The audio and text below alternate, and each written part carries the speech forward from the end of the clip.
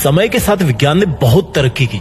वैज्ञानिकों ने बहुत सारी खोजों के साथ साथ एक ऐसी खोज भी की जिससे किसी भी इंसान को हो रहे दर्द को यूनिट में नापा जा सके।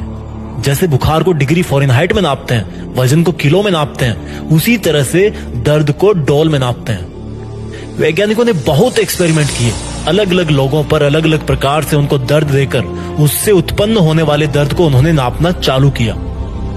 काफी सारे एक्सपेरिमेंट्स के बाद रिसर्च करने वालों ने एक निष्कर्ष निकाला कि एक इंसान मैक्सिमम 45 डोल यूनिट का दर्द सहन कर सकता है।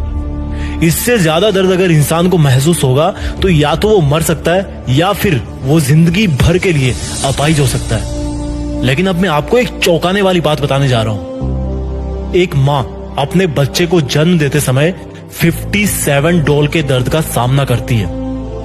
यह दर्द उतना होता है जितना किसी इंसान को उसकी 20 हड्डी एक साथ टूट जाने पर होता है। 57 डोल का दर्द किसी भी इंसान की जिंदगी में सबसे दर्दनाक और रिस्की काम होता है। एक माँ कितनी स्ट्रांग होती है और अपने बच्चे की जिंदगी के लिए कितना दर्द उठा सकती है, ये बात तो वो तभी साबित कर देती है जब उसका बच्चा इस दुनिया में पहली सांस भी नहीं लेता। माँ के हाथ में भले चूड़ियां होती है, लेकिन उसकी हिम्मत के बराबर इस दुनिया में आज तक कोई दूसरी हिम्मत पैदा नहीं हुई। साइंस तो ये भी कहती है कि गीली लकड़ियों से आग जलाना बहुत मुश्किल होता है, लेकिन मैंने देखा है मेरी माँ को गीली लकड़ियों से चूल्हा जला के हर मौसम में उस पे मेरे लिए रोटी बनाते हुए।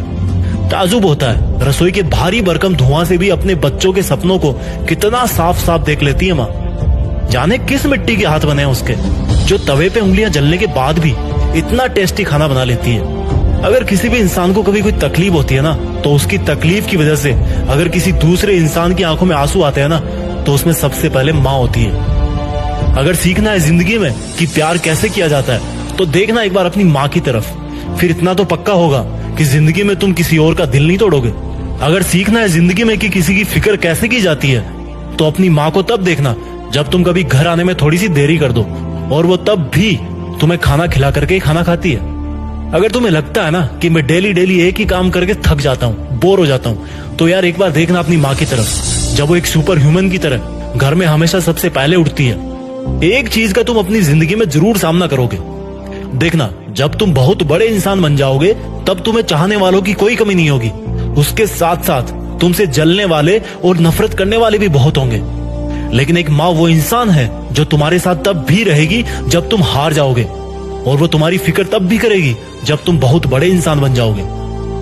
सुन मेरे दोस्त, छोटी सी लाइन में एक रिक्वेस्ट करना चाहता हूँ। तुम्हारी माँ ने तुम्हारे लिए जो कुर्बानियां दी है ना, उसको चुकाने के लायक तो तुम 1000 जन्मों में भी नहीं बन सकते। बस अपनी माँ का दिल मत तोड़ना यार कभी। उसने रसोई के चकले बेलन से तुम्हें आज सर उठा के अपने पैरों पे चलने के लायक बनाया। तुम्हारी किस्मत लिख दी, अब तुम्हारी बारी है। तुम लाइफ में जो कुछ भी कर रहे हो या करना चाहते हो, बस अपनी माँ के लिए अपनी मेहनत की कलम से थोड़ी सी खुशियां जरूर लिख देना। अपनी माँ की कुर्बानियों को कुछ इस तरह से सलामी देना कि देश में अपना नहीं बल्कि दुनिया में देश का नाम कर